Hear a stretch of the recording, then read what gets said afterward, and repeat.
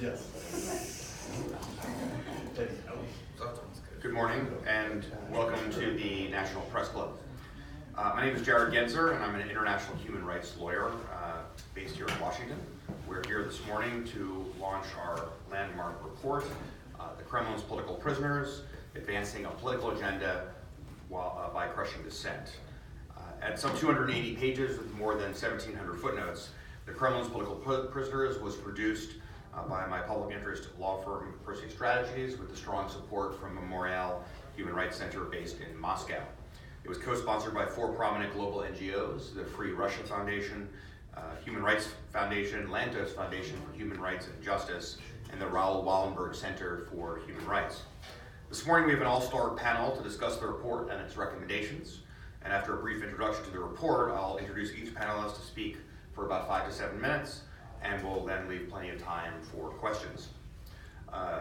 While today the world seems focused on many other issues about how Russian President Vladimir Putin is acting around the world, what has been lost in these discussions is that the biggest victims of Vladimir Putin are in fact his own people. And among those people that are most persecuted are the Kremlin's political prisoners. In the last 4 years alone, the number of political prisoners, real or imagined, opponents of the Putin regime has gone up 5-fold, from 50 to more than 250 prisoners. Among those detained are Alexei Pichugin, Russia's longest-serving political prisoner, who has spent some 16 years in jail on fabricated murder charges, and who is the last remaining hostage of Putin's vendetta against the owners of the Yukos oil company. Oleg Sentsov, a Ukrainian film director sentenced to 20 years in prison for false terrorism charges that were actually punishing his vocal criticism of the Putin regime and the Russian occupation of Crimea, and Anastasia Shevchenko, who was arrested in January 2019 for her involvement with Open Russia, and who now faces 6 years in prison if convicted under Russia's new undesirable organizations law. Let me highlight a few of the most interesting aspects of our report and its key recommendations just prior to introducing our panelists. You'll see that in our report we've identified 8 specific groups that are most often targeted by the Kremlin, including political opponents, Ukrainian activists and citizens, journalists, religious minorities, ethnic minorities, alleged spies, and LGBT persons in Chechnya. Our report provides case study examples in each of these categories of detention cases.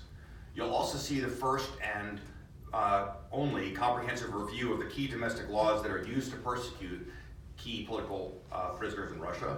And this includes both laws that themselves are in violation of international law because they are incompatible with such rights as the right to freedom of opinion and expression, peaceful assembly, political participation, and religion, for example, as well as otherwise facially valid laws that are misused as pretexts for detaining political prisoners. We also highlight how political prisoners are often victims of egregious due process abuses and even torture to coerce confessions. Our report also includes a detailed treatment of how the Kremlin's detention policies of political prisoners is in violation of Russia's obligations under international treaties to which they are a state party. And we explain the international reaction to the Kremlin's detention of political prisoners, how media, civil society groups, and opposition political parties have reacted inside Russia, and we analyze the myriad of responses to these actions coming from the Kremlin itself. Importantly, we also look at pardons, amnesties, and other releases and what can be learned from these decisions.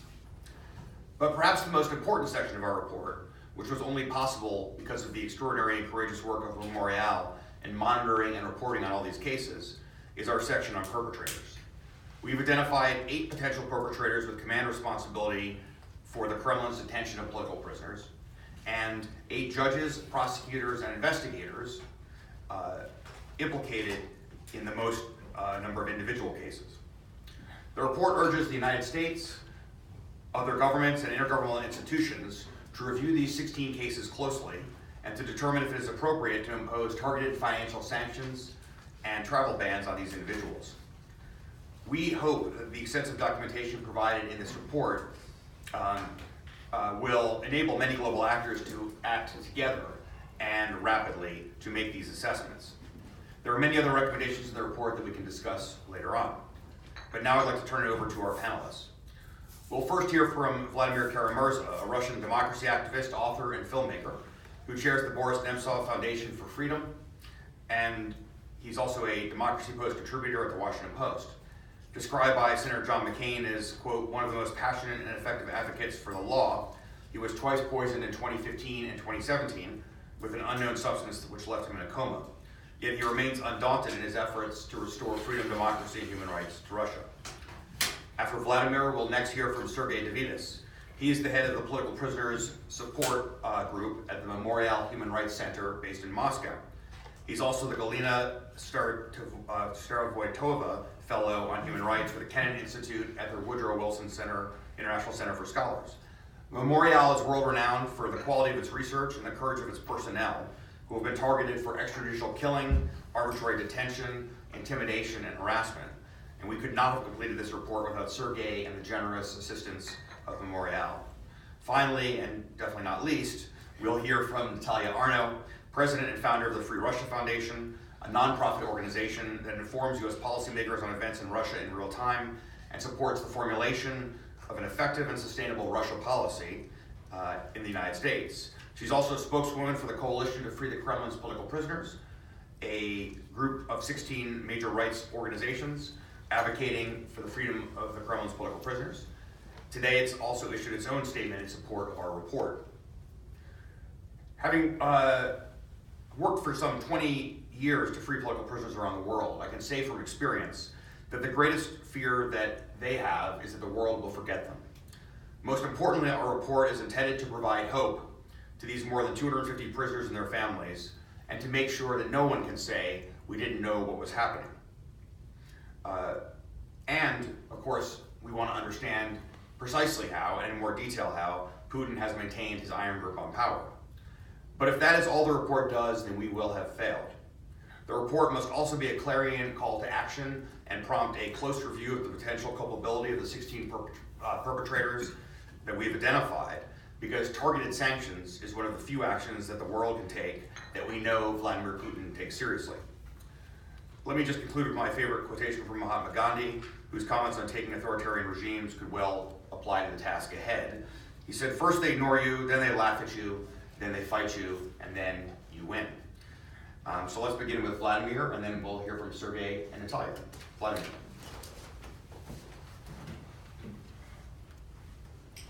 Thank you so much, Jared, and good morning, everyone. Thank you for being with us at this briefing.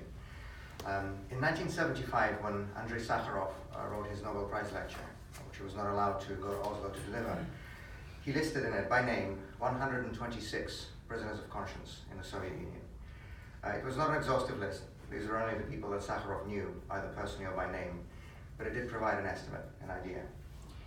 Today, according to Memorial, Russia's leading human rights organization, there are 278 political and religious prisoners in Vladimir Putin's Russia.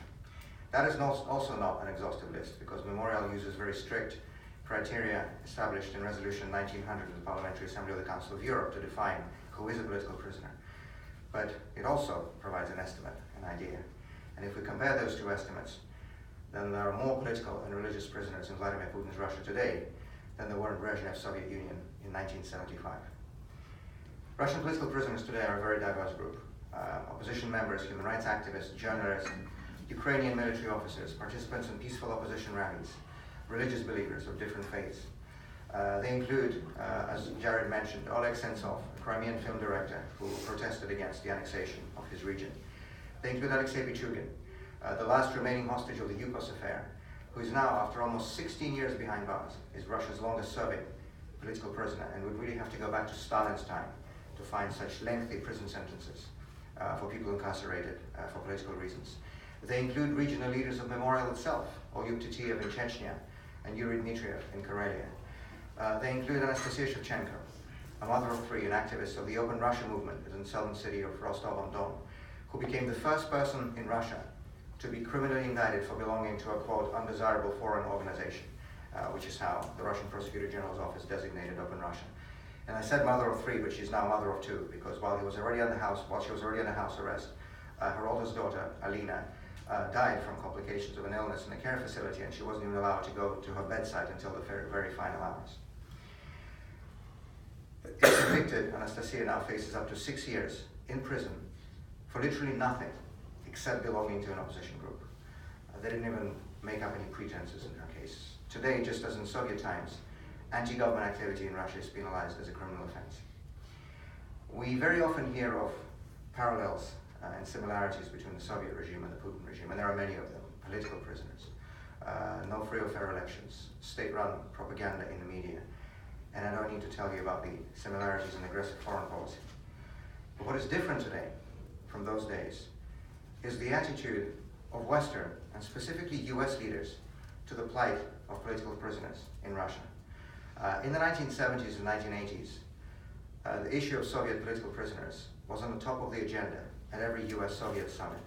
American presidents from both parties, from Nixon to Ford to Carter to Reagan, demanded and secured the release of prominent prisoners of conscience in the USSR. Vladimir Vladimir Bukovsky, Alexander Ginsburg, Anatoly Sharansky, Yuri Orlov. These are just some of the names of people whose freedom was made possible by top-level American advocacy. Nothing of the sort is happening today. Whatever else is talked about in the context of US-Russia relations, the issue of Russian political prisoners is absent from the agenda, as if it's okay that in the 21st century, a European country, a member state of the Council of Europe and the OSCE, holds nearly 300 people in prison for their political views or their religious affiliations. It is time to end the silence. It is time to put the issue of Russian political prisoners back on the top of the international agenda where it belongs. I'm grateful to my colleagues and to the NGOs that have come together to produce this report, the most comprehensive report of its kind on political prisoners in Russia.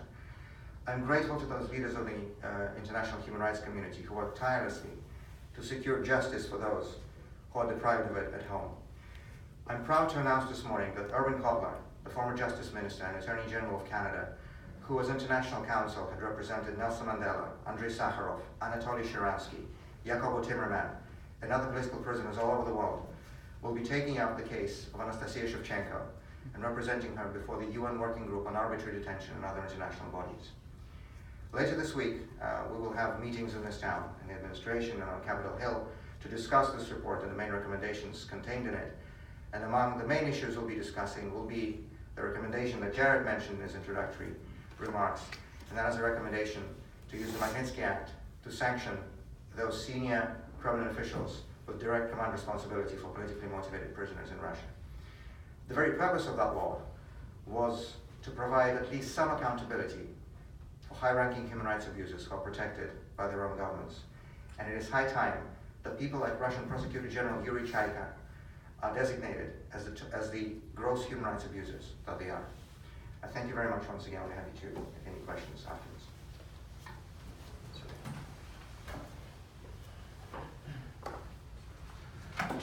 Good morning. I am glad to have the possibility to speak here, and I am glad that new coalition and new report attract attention to the problem of Russian political prisoners. Actually, Human Rights Center Memorial have been studying monitoring situation with politically motivated imprisonment in Russia for more than 10 years, and we compiled the list of political prisoners, and as it was mentioned, we use the notion of political prisoner based on the resolution of PACE dated 2012. It includes both prisoners of conscience, as it understood by Amnesty International, and people who are deprived of their liberty, both with obvious political motivation and ungroundedly or unlawfully. And in spite of the fact that our lists are incomplete because we do not have access to all the sentences, and we even don't know about some cases which should be considered as cases of politically motivated imprisonment.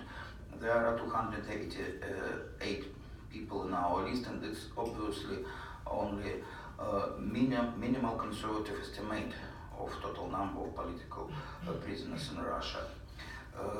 And this number includes representatives of various groups persecuted. For example, there are a lot of political and civic activists in the list. There are people who exercise their freedom of assembly.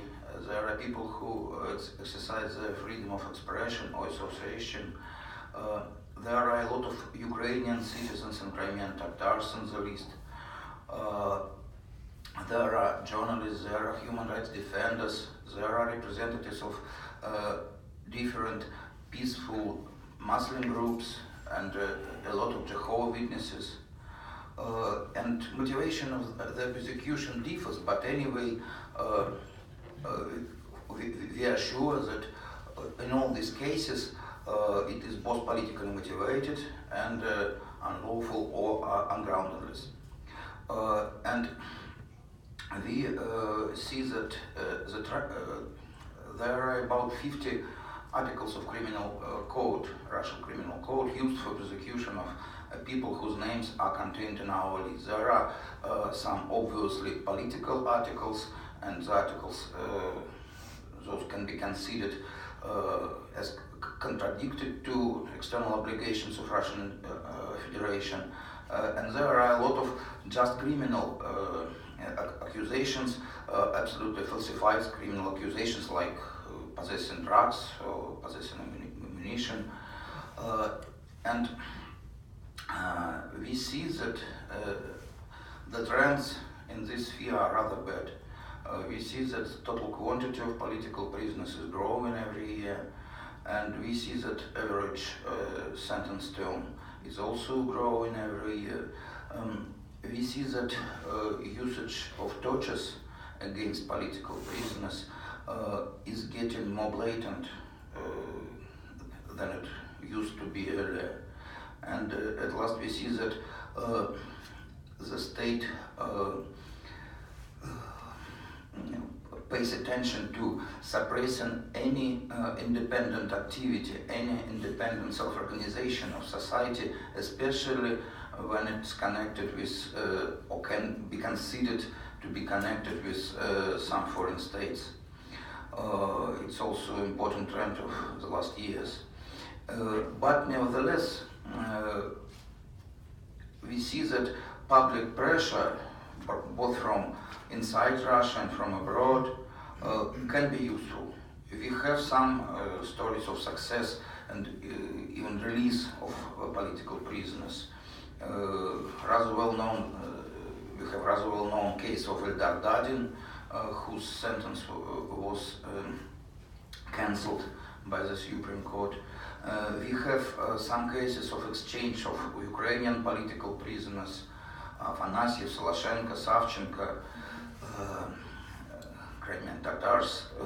We have cases of Krasnodar region women who were sentenced for so-called state treason, for sending SMS to their Georgian friends, and also all of them were released due to public pressure. And even in the cases when people are not released, public attention prevents them from the most severe violation of their rights. So I and we are glad that this public attention to Russian political prisoners is growing, and I think organizing this new coalition and this comprehensive report about Russian political prisoners using our data are very important stage in the fight for release of Russian political prisoners. Thank you.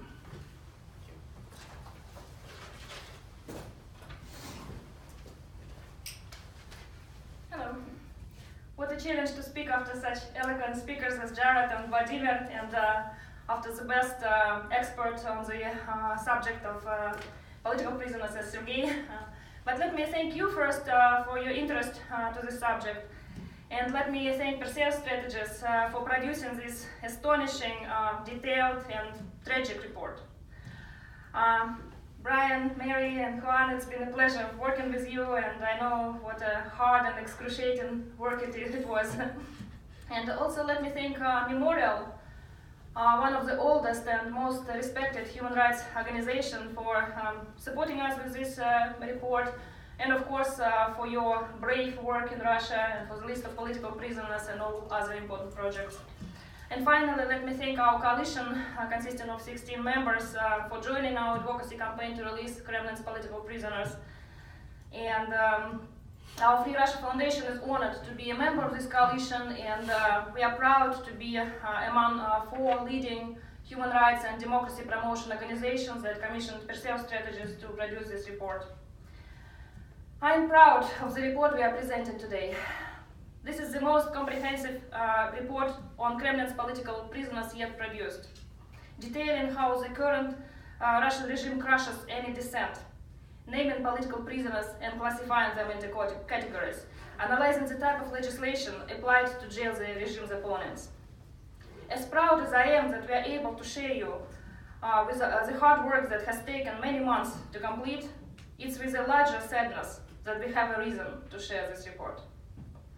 It is a compilation not just of people who have spoken out against the Putin's regime and paid a terrible price, but simple evidence that the leadership of my home country has completely lost its values toward human rights.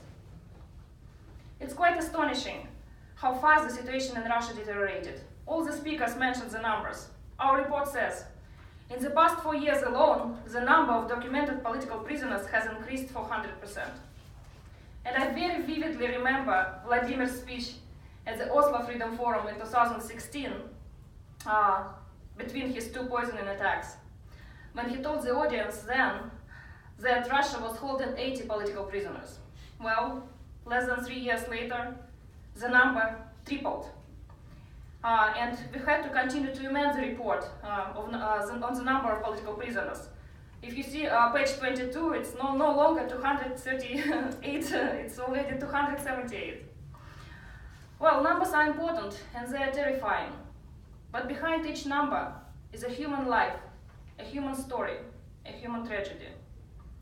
And the report tells us not only about the categories of political prisoners, but about concrete people. Again, rather than presenting this report today, I'd rather we didn't have the reason for this report. It would be much more pleasant for me to tell you what new documentaries Nemtsov has produced, what new articles journalists Guriev and Rudnikov have written, what new research Professor Bobyshev has conducted, instead of discussing people's life and cruelty of the regime destroying those lives. The topic of imprisonment for political reasons as one of the cruelest means of Kremlin's arsenal of repressions and suppression of any dissent is very important, and it's quite familiar to me. In 2012, I myself could have ended up on the list of political prisoners for my pro-democracy values and work. At the time, I was the Russia country director for a prominent American democracy promotion organization. And our Russian parliament, State Duma, which we also dubbed as Crazy Printer, has taken cue from Putin and passed and keeps passing a number of draconian laws, including anti-treason law. My work of training civil society activists and pro-democracy reformers fell into the category of treason. So I was given a choice back then between 20 years in jail for treason or fleeing from Russia immediately and losing my motherland.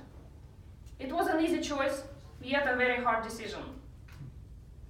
And I, like Vladimir and Sergei, would like to have our country back. And my experience of people on this report continues to inspire me to speak out against the tyranny of Putin's regime. It's important to note, however, that a confident leader sees no reason to jail its opponents, and a leader that claims great popularity should find no need to worry about a single mother of 3, and now 2, Nastya Shevchenko, for organizing a debate. Or shouldn't be afraid of 2 young people, Yan Sidorov and Vladislav Mordashov, who made 2 posters, 30 flyers, and purchased a megaphone. Or he shouldn't be worried about people for their tweets and Facebook posts, and those who catch Pokemons and blog about it. These are the signs of a desperate dictator. The report has an in-depth law analysis and explains with what international laws Russia violates. But why to be surprised that Russia violates international conventions or charters if it violates its own constitution, which guarantees freedom of speech, assembly, association, religion beliefs, and political participation? One of the very important chapters in this report, in my opinion, is domestic and international response to Kremlin political prisoners. Despite an increasingly hostile environment, many Russian civil society organizations, journalists, pro-democracy defenders, they tirelessly advocate for the release of political prisoners. They collect information, protest, sign petitions, and so on. And the growing Russian pro-democracy exiled community support them and enhance this advocacy campaign to a new international level. For example, we at Free Russia Foundation have been engaged in this advocacy campaign since our establishment in December of 2014. It happened so that we advocated a lot for Ukrainian hostages of the Kremlin. Natalia Savchenko, 24 Ukrainian sailors, Crimean Tatars, and many, many others, Alexensov, of course.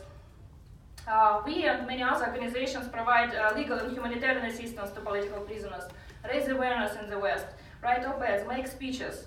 But of course, calls and protests are not enough. We need actions and we need results. That's why our coalition is very, very timely.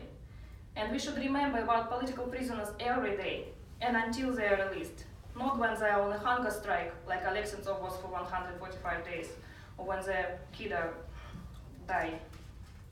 We shouldn't tolerate that in the 21st century, the phenomenon of political prisoners even exists, and that this number is growing.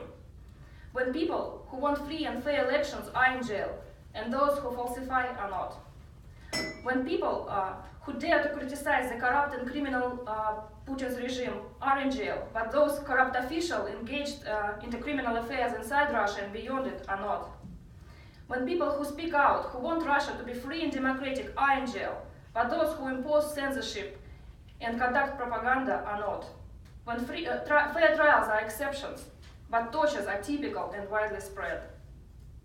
Having political prisoners is shameful and shouldn't be tolerated. We will continue to advocate for their release. And you, journalist community, please continue write as much as you can. Thank you. Thanks so much, Natalia, for those exceptional remarks. As I said, you were not surely not least when you may have spoken last. So we now have plenty of time for questions. If you could just identify yourself and direct your question to whoever you might like to direct it to, we'll be happy to answer your questions. Arshad Mohammed of Reuters. Of the 16 perpetrators that you identify, how many of them have significant foreign assets or make significant use of the international financial system, or indeed travel to the United States? And I ask because, those are among the principal consequences of their being targeted under the Magnitsky Act, and therefore I'm trying to figure out how much of a real life impact this would actually have on any of them. Thank you so much for this question. Well, I would single out a particular name in the list that we provide in the report. And that name is Alexander Vostrikin, who is the top law enforcement official in Putin's regime, the head of the investigative committee of the Russian Federation. He used to hold, a few years ago, a residence permit in the Czech Republic. He still very much enjoys traveling and speaking at universities in Western Europe. I think he was recently in Sorbonne to take questions from students there. A little more than 2 years ago, he was designated here in the U.S. as a gross human rights abuser under the Magnitsky Act, with a visa ban and asset freeze imposed against him. It took a few years to do that. It was a difficult campaign, as it was to get any of these high-ranking abusers on the sanctions list. It's astonishing how much resistance we encounter in this work, where it should be such an obvious principle that the people who undermine and attack the most basic norms of democracy and rule of law at home, in our country, in Russia, should not be allowed to enjoy the privileges and the opportunities provided by these very same norms in Western countries. And in the case of Vostrikin, the resistance was even more astonishing, because just if you forget for a second his command responsibilities as a higher level government official, his responsibility for political prisoners. He has responsibility for the Yukos case, for the Magnitsky case, for the imprisonment of Alexei Navalny when he was sentenced in the Kara-Murza case in 2013. What he has been doing more recently, where he has blocked and impeded any meaningful investigation into the assassination of Russian opposition leader Boris Nemtsov, the most high-profile political assassination in modern Russia, where no organizers or masterminds have been identified or prosecuted. And this is also the doing of Mr. Vostrikin. But even if you take all of that aside for 1 second, a few years ago he personally, so we're talking about the top-level law enforcement official in Putin's government, he personally drove a journalist, a leading independent journalist, Sergei of Novaya Gazeta, to a forest near Moscow. He walked him into the forest and he said to him, if your newspaper continues to publish what you're publishing, I'm going to kill you. I'm going to bury you right here in this forest. And by the way, I'm going to be investigating because I'm the chairman of the investigative committee. And this is not a dispute. This is not allegedly or admittedly. He admitted this. He also said sorry afterwards, but I think the responsibility should be a little bit higher than that. And so it took more than 3 years to get this guy designated on the Magnitsky Act. He's currently designated in the US and also in Canada. But of course, there are many more democratic nations where he still freely travels. And as I mentioned just a few months ago, he was in Sorbonne to read a lecture, and this is just one example I'm mentioning. There are so many of these. Another case I could mention was Mr. Konovalov, the justice minister. I had the pleasure is probably the wrong word. I had the opportunity to address him directly in Geneva also a few months ago, where he came to present the Russian government's report on the situation with human rights in our country to the UN Human Rights Council, and he gave a report that read like science fiction, that everything is fine, everything is great. It was literally astonishing to hear this, but the fact is that all of these people do travel freely to the West now, with some exceptions like Vostrikin. But of course, this report is intended not just for the US or Canada, it's intended for the whole of the democratic community, and we're hoping to be able to present it on the other side of the Atlantic too, in Western European capitals. And at the end of the day, it's not even so much about the practical effect of these individual sanctions, which is important as well. As I mentioned, in many of these cases, they will have a very significant practical effect. It is also about the principle. You know, it's been said many times that the biggest export from Vladimir Putin's regime to the West is corruption. And I think that is a fair statement. Except it's a two-way street, and it takes two sides. And you know, for somebody to be able to export corruption, someone else needs to be willing to import it. And unfortunately, for so many years, there has not been a shortage of Western democratic nations who have been willing to welcome and enable these corrupt officials and these human rights abusers by welcoming them on Western soil and in Western banks. And it is time to end this corrosive practice. And let's start with those people whom we're naming this report.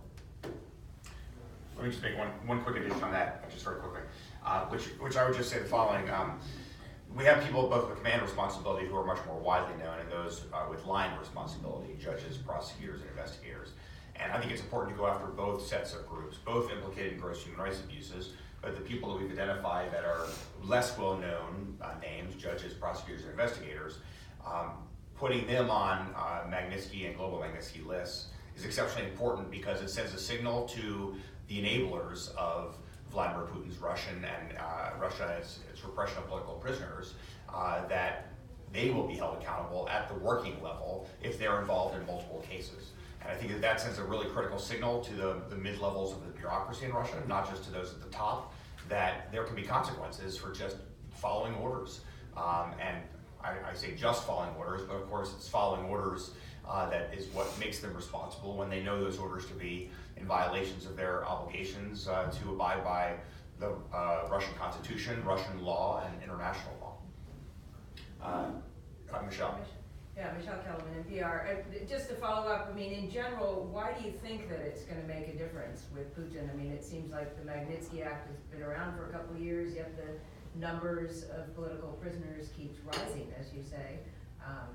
This administration has complained about Ukrainian sailors demanded that they be released, and they're still being held. Why do you think Putin even responds to any of this? Thanks very much for the question. Well, it's one thing to have the legislation, and it's another thing to have it being implemented properly. And unfortunately, there's sometimes a very wide gap between those two. Give just one example. It's now almost a year since the United Kingdom passed its own Magnitsky law. It was in June of 2018. We're now almost in May of 2019. And the total number of people sanctioned under the UK Magnitsky Act has been 0. And I just mentioned how long and how difficult it was to get Alexander Bastrikin, somebody who is obviously in gross human rights abuse and open about it and almost proud of it. And it took several years to get him on the list. It just shows how arduous that process is and how much resistance we still encounter from those, unfortunately, very many enablers in Western political establishments, both here on the other side of the Atlantic, who still, I guess, some sort of illusions about doing business with Mr. Putin's Kremlin. Another good example, of course, is Yuri Chaika, who is mentioned in this report as the person with probably top command responsibility as the Prosecutor General. So he's the one responsible for designating opposition groups as undesirable. He's the one responsible for criminal indictments of political prisoners like Anastasia Shevchenko and like the dozens of people who are listed here. His son, Artyom Chaika, has been designated under the Global Magnitsky Act for his involvement in corruption. And if you read the U.S. Treasury's explanation for why Artyom Chaika Jr. has been designated, it says that he has used his father's position, so the Prosecutor General's position, for basically personal enrichment. Well, to me, it logically follows that his father then used his official position to enable his son's personal enrichment, but he hasn't been designated under either the Global or the Russian Magnitsky Act. And so there's unfortunately still quite a big gap between the law and the implementation. And all I'm saying now applies only to those 6 countries. There are only 6 countries in the world that have passed their own Magnitsky legislations. We had a hearing recently at the end of February at the OSCE Parliamentary Assembly winter session in Vienna. It wasn't this question of the Magnitsky legislation, and we just went through the numbers. I mean, there are 58 member states of the OSCE, 47 of them are democracies, and only 6 have Magnitsky Acts. So there's a vast road ahead in terms of getting other countries to pass this legislation. In the next few weeks, my colleagues and I will be in Paris to testify at the French National Assembly, in Berlin to meet with members of the Bundestag, in Oslo to have a hearing in the Norwegian Parliament. There's much work left in terms of getting that law in other countries passed, but also there's perhaps even bigger work in countries like this one, where the law is already in the books, and the Magnitsky Act, as you rightly say, has been in the books for a few years, since 2012, more than 6 years now. And yet there's a long road ahead in terms of its implementation. But at the end of the day, it is Mr. Putin himself and his top regime officials who tell us that there is nothing that they're afraid of more than those targeted personal sanctions against them, their cronies, their bank accounts. And I want to stress targeted. Now, I'm a Russian citizen, I'm a Russian patriot. I do not advocate sanctions against my own country. But I do think that it is time to hold those individuals who are complicit in corruption and human rights abuse accountable. And while for now we're unable to hold them accountable in Russia because we have no real justice system and no rule of law under this regime, let's hold them to account internationally. But they do tell you that they respond. I mean, you think they really do respond to this? They told us that on several occasions. I mean, forget about us. Mr. Putin told Mr. Trump this at the summit in Helsinki. If you recall that press conference in Helsinki last summer, after the big summit, 80% of what Putin was talking about was the Magnitsky Act. He demanded, if you recall, that the U.S. law enforcement allows his law enforcement agencies to question people who are involved in the drafting of the U.S. Magnitsky Act. So there was this kind of a conversation almost equating people like Prigozhin's troll factory, who was involved in the U.S. election interference in 2016, and then people like Kyle Parker, who is now chief of staff of the U.S. Helsinki Commission, who was the lead Russia staffer back in 2012, physically wrote the Magnitsky Act. The Russian Prosecutor General's office demanded to question him. Well, we know that on the day of his inauguration in May of 2012, Putin gave out tasks to his foreign ministry. Among the top tasks was to try to stop the Magnitsky Act from becoming law. That was in Putin's presidential decree. And when it did become law, they passed all those response measures that Natalia mentioned at the beginning, including a total blanket ban on adoption by Russian orphans of American citizens. We know what happens to people, to Russian citizens who are involved in the work on the Magnitsky legislation. Jared mentioned what happened to me. I'm very fortunate to be sitting here in many respects. I was nearly killed twice in the last 4 years. I have no doubt it was because of this. And there was a lot of talk here, including on your radio station, rightly, about the so-called Trump Tower meeting in June of 2016. And everybody focused on whether or not that constituted collusion. Well, to me, the main point about the Trump Tower meeting was the reason for why it was held, and it was the Magnitsky Act, because those Kremlin proxies tried to get the U.S. to overturn and weaken it. I mean, how many more examples do we need that this is the top issue for the Kremlin? And if there's anything they're afraid of, it is that. So, but at that same meeting, Trump called that an interesting idea. So is that when Putin said that he'd like to interview people involved in this? So how concerned are you that this administration doesn't take this seriously enough? You know, as somebody who's been involved in this work for many years, I can tell you that I think it would be fair to say that over the years, the presidents, whatever party was in charge of the White House here in this town, successive administrations were hostile to the very idea of the Magnitsky Act. If you recall, the Obama administration did everything to try to stop it, to try to prevent it from being passed. Mike McFaul, who was the main Russia official of the White House back then, publicly came out against Magnitsky law. And then it took them quite a while to start even implementing it.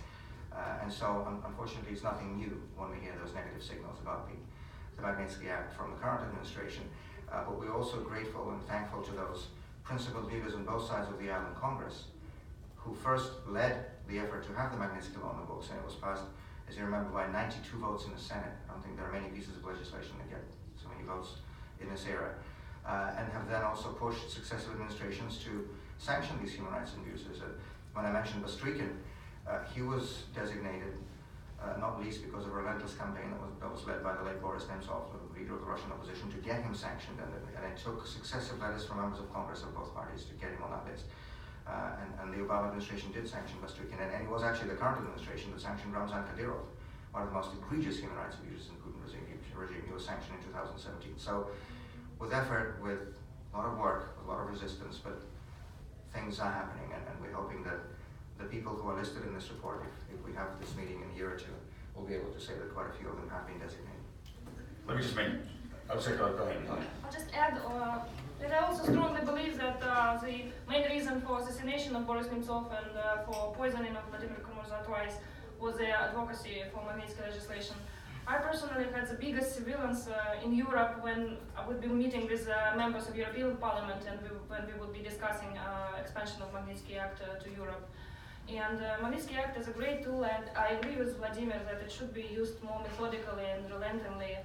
And maybe altogether, let's think about some other measures, how to pressure on the Putin's regime, how to increase the cost for human rights violations so that they become too much for the regime. One of the things, maybe if everybody from the West, journalists, civil society representatives, politicians, experts, whenever they meet with any representatives of the Putin regime, they ask about political prisoners. Let me just start one last point, then we'll come up front.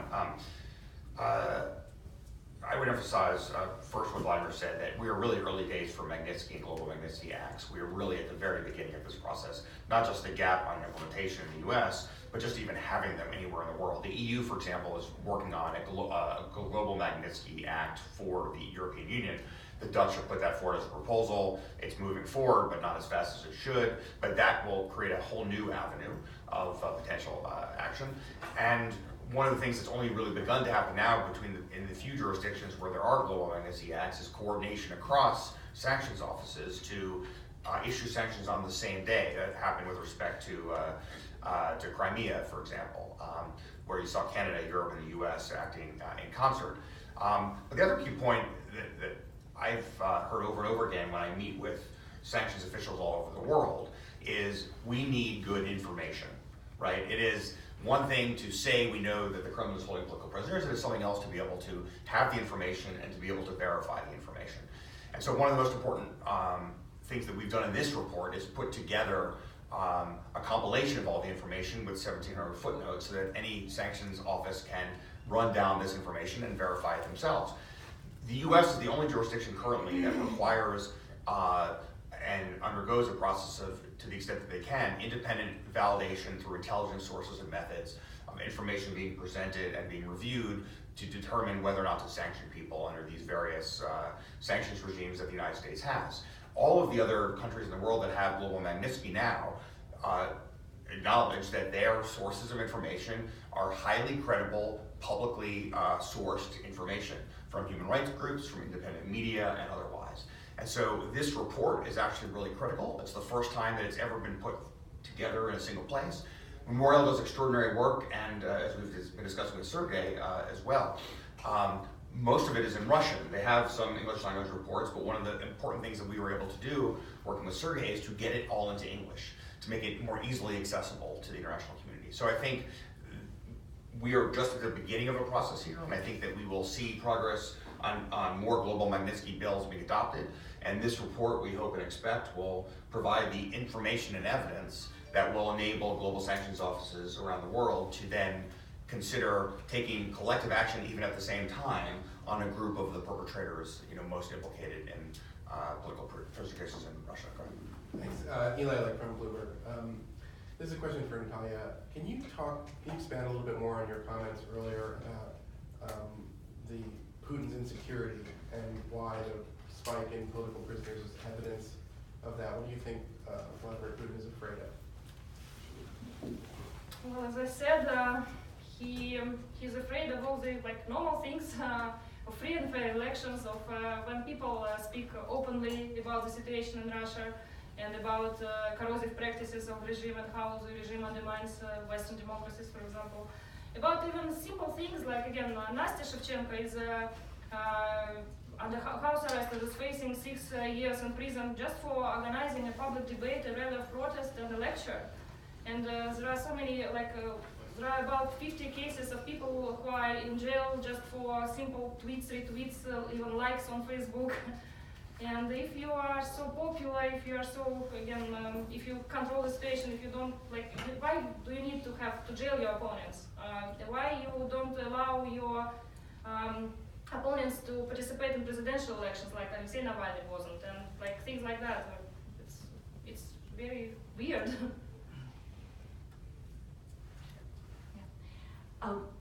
Just identify yourself. Yes, please.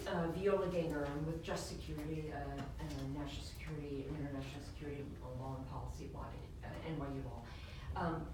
I wanted to follow up on the point that you were making about the European Union Magnitsky Act. Can you tell us a little bit more about what the prospects are for that in the near term, considering European parliamentary elections are coming up in May? Will that have to go back to the very beginning and start, that process will have to start over, or can they pick up where they've left off, or what happens with that? And I apologize for being late, but if you haven't already talked about the kind of pressure that Memorial is under, I'd like to hear a little bit more about that. Sure. Thanks very much. So on your question about the European Magnitsky Act. So the European Parliament passed a resolution favorable of the EU Magnitsky Act back in 2012. Unfortunately, in their system, the European Parliament is basically a consultative body on a lot of those questions, and it takes a consensus from member states, so governments, to enact such legislation. And so as Jared has mentioned, a few months ago, the government of the Netherlands has produced, it was actually in the election manifestos of several of the coalition parties in the Netherlands, to have a Magnitsky law. And so now they are, or they have already officially proposed an EU-wide individual human rights sanctions regime.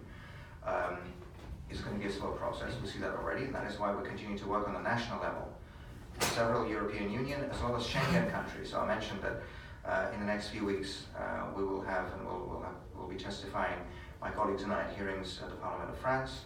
I'll have meetings at the German Bundestag, also here a hearing in the Parliament of Norway, which is not an EU member state, but it is a member of the Schengen Agreement, for that reason very important as well. And so we're kind of continuing this work on two tracks at the same time. So one, still working on an EU-wide sanctions regime, but until that happens, to try to get as many of the EU individual member states to get their own national Magnitsky legislation as possible. Of course, the problem with the general EU mechanism also is that, again, by their rules, any government can veto the whole thing because it requires consensus. And we know that there are, at least two member states now in the European Union, Italy and Austria, whose governing coalitions include parties that have signed official cooperation agreements with Putin's United Russian Party. They're both far-right parties. This is the League in Italy and the Freedom Party in Austria. And their leaders are making open, unapologetic pro-Putin statements. So I think while that EU-wide consultations continue, we're going to continue working on the national level in the EU. And I just want to also add that, we've mentioned several times today the late Boris Nemtsov, the Russian opposition leader, who played a key role in convincing the U.S. Congress to pass the Magnitsky law back all those years ago. And when that law was passed, Boris Nemtsov said, this is the most pro-Russian law ever passed in any foreign country, because it targets those people who abuse the rights of Russian citizens and who steal the money of Russian taxpayers. And I think it's very important to continue making that point. Every time the Kremlin calls the Magnitsky Act, quote-unquote, anti-Russian, it is a lie. As with any authoritarian regimes, they confuse the country with themselves. As for the pressure to our organization, you probably know that we have the law about foreign agents in Russia, and Memorial was one of the first organizations declared to be foreign agents, foreign agent, and it means that we have provide more reports for the state, and we are subject to yearly audit, and we are deprived of possibility to send our representative to surveying public commissions, surveying on prisons and similar facilities. We have been fined for refuse to mark our publications with special statement that we are foreign agents, and now we do it, explaining that we do not agree with that, but anyway we were fined twice. But it's not unique. A lot of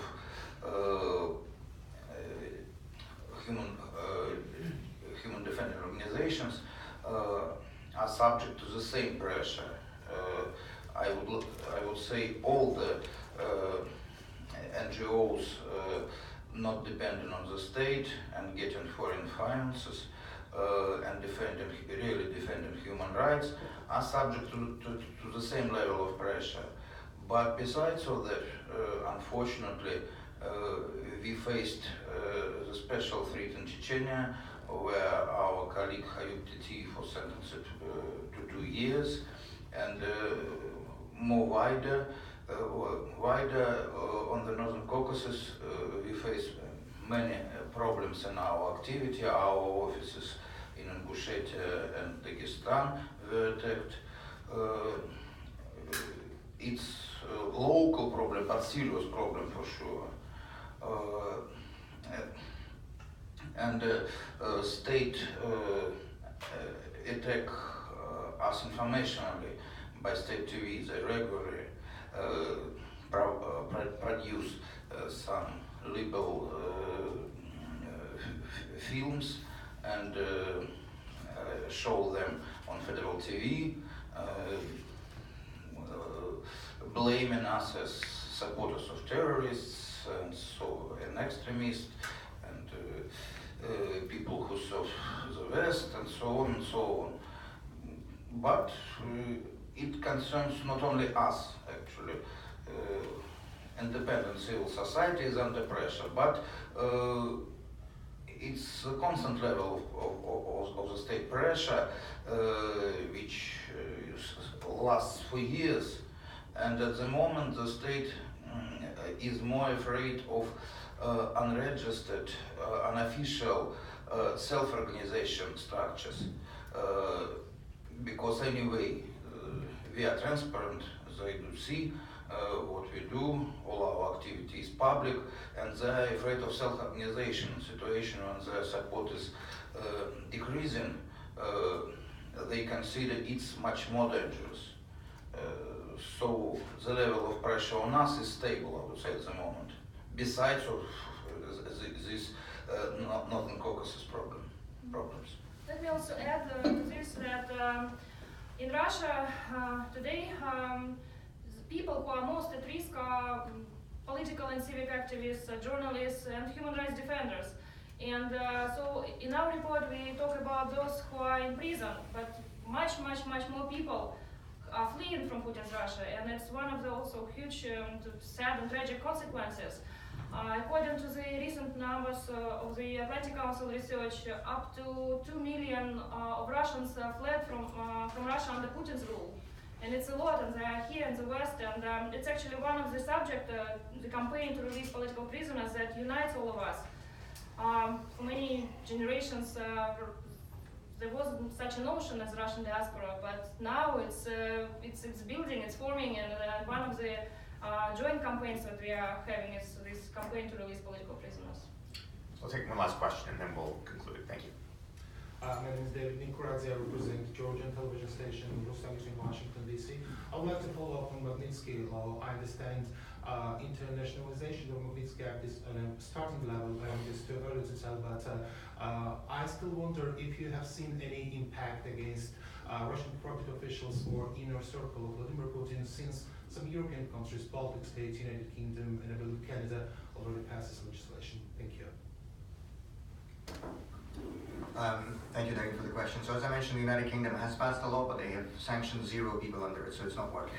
And that's a whole separate issue. We actually had a meeting a few weeks ago together with Jared in London, with both in the government and in Parliament. And among the top issues that we discussed was the need for them to, it took quite a few years to get that law, but as I said already, it's one thing to have it, it's another thing for it to work. And among our biggest issues for discussion was the need that this law, has to work in there. Actually, same happened with the Baltic states. So Estonia was the first country in the European Union to pass a Magnitsky law. It took them quite a long while to begin implementing it. It has now it's working. But of course, all the biggest countries in Western Europe that would be, and that are the most attractive destinations for these corrupt crooks and oligarchs among Putin's officials, France, the UK, Germany, they either haven't passed it or haven't started implementing it. So it's a long road ahead. As I mentioned, in a few weeks' time, I will be in Paris, in Germany, in Oslo, in Norway, to testify and meet with their members of parliament to get them to begin that work in their countries, to have that Magnitsky law. And again, at the end of the day, it comes down to a very simple principle.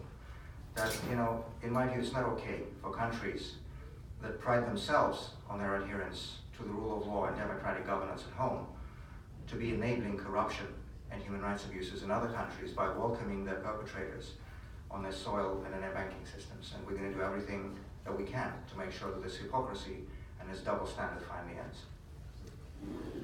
Well, thank you everybody for coming out this morning. We'll stick around for a few minutes for any last questions you might have of us individually. Thank you very much and for your interest and your attention. Thank you.